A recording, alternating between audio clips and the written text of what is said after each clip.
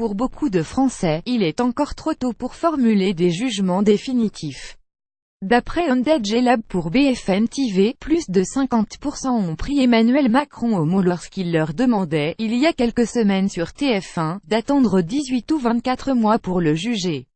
On constate cependant, à travers plusieurs enquêtes d'opinion, qu'il formule un certain nombre d'observations, voire de doutes ou de critiques.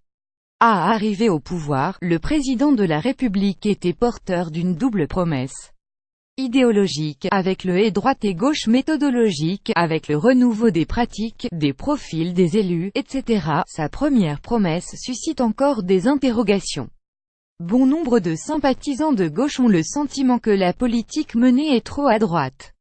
C'est le cas pour 7 électeurs de Jean-Luc Mélenchon et 8 électeurs de Benoît Hamon sur 10, selon Ondage Harris Interactive pour France TV.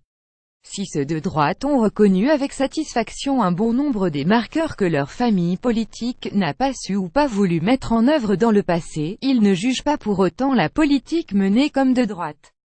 Pour une majorité de Français qui ne se reconnaissent dans aucune sensibilité politique ainsi que pour ceux qui se disent du centre et de gauche et de droite, l'idée que les cadres anciens, périmés, que gauche et droite n'existent plus que quelque chose reste à inventer, même s'ils ne distinguent pas toujours les contours, est une idée qui demeure prédominante. Cette conviction suscite d'ailleurs un certain désarroi.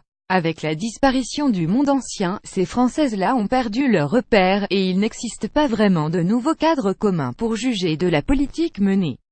Cet effondrement des cadres conceptuels anciens permet à Emmanuel Macron de continuer de mener le récit d'une politique qui serait désidéologisée, d'évacuer les clivages jugés comme obsolètes et comme source d'inertie. Car certains de ces clivages pourraient le mettre en difficulté s'il était trop fortement réactivé, à l'image du clivage gauche-droite, réactivé par le débat sur l'ISF, réforme au pas de charge à ces clivages traditionnels. Le chef de l'État préfère substituer celui des pragmatiques contre les idéologues, de la recherche de résultats contre la querelle partisane stérile, de ceux qui font contre ceux qui protestent et entravent le mouvement du pays. Le fait d'agir, de réformer, de faire bouger les choses et de tenir ses promesses suffit amplement, à ce stade, à satisfaire les soutiens du président ainsi qu'une partie des sympathisants LR et PS, d'autant plus que leur espoir que la politique menée produira des résultats à moyen terme les aide à surmonter leurs réticences idéologiques à l'égard de certaines mesures ponctuelles. Depuis le mois de septembre, le rythme effréné des réformes lancées par Emmanuel Macron lui a permis de conjurer le péril de l'enlisement qui le guettait à la sortie de l'été. Les mesures adoptées, souvent complexes, ne s'inscrivent pas dans les référentiels idéologiques classiques. Le texte est donc difficilement lisible et mémorisable. En dépit des efforts de pédagogie déployés, la vitesse et la complexité des réformes nuisent bien souvent à la mémorisation de actions. Cette absence de mémorisation de l'opinion peut évidemment le servir lorsqu'il s'agit d'efforts demandés aux Français ou de mesures dont l'inspiration idéologique va à l'encontre de l'opinion dominante. Obligation de résultat, mais elle le dessert aussi en partie, pour 3 raisons. Tout d'abord, parce que, du coup, on ne sait pas ce qui, dans 1, 2 ou 5 ans, aura imprimé dans l'esprit des Français lors de ces 6 premiers mois. François Mitterrand et Nicolas Sarkozy avaient connu, chacun à leur manière, des débuts très actifs. Sur le plan législatif, chargés de mesures symboliques fortes. En faisant adopter d'emblée une loi de finances rectificative augmentant les contributions des entreprises, la suppression de la Cour de sûreté de l'État, la loi abolissant la peine de les nationalisations et la loi sur les radios libres, Mitterrand avait acté une rupture significative destinée à accent gravaire qu'il mettait en œuvre sa promesse de changer la vie. Là encore, des mesures qui ont contribué à transformer la société, et ce sans ordonnance, avec une majorité plus restreinte que celle dont dispose aujourd'hui le président de la République.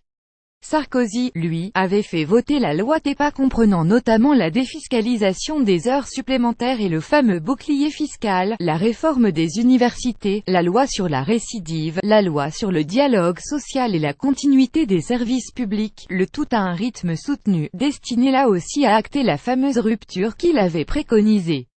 Pour autant, les électeurs n'avaient pas gardé de ces périodes inaugurales le souvenir d'un réformisme impressionnant ou d'une efficacité remarquable.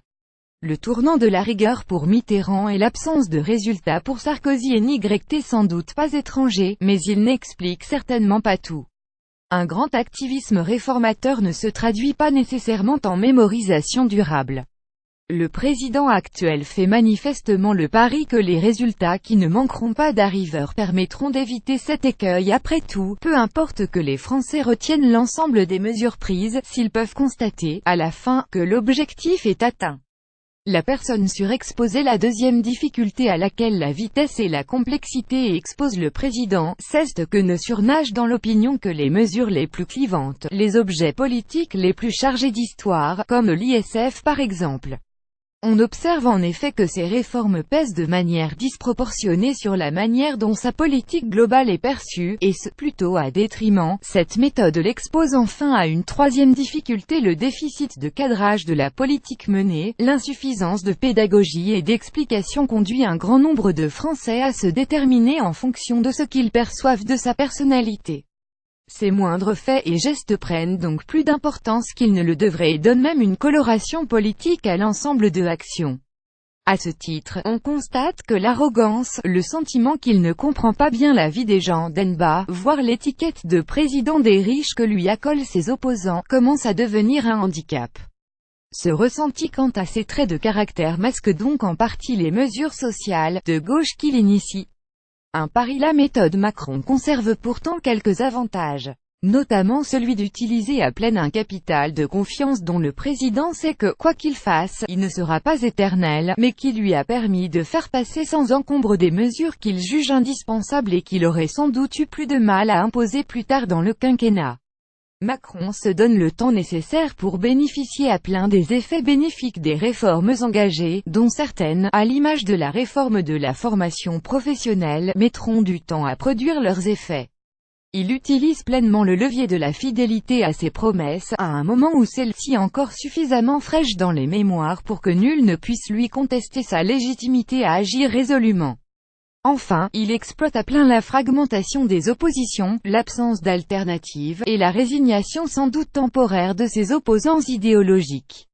On l'aura compris, nul ne peut dire si le choix d'aller vite sera durablement payant pour le chef de l'État. Et de quel côté basculera l'opinion? C'est un pari.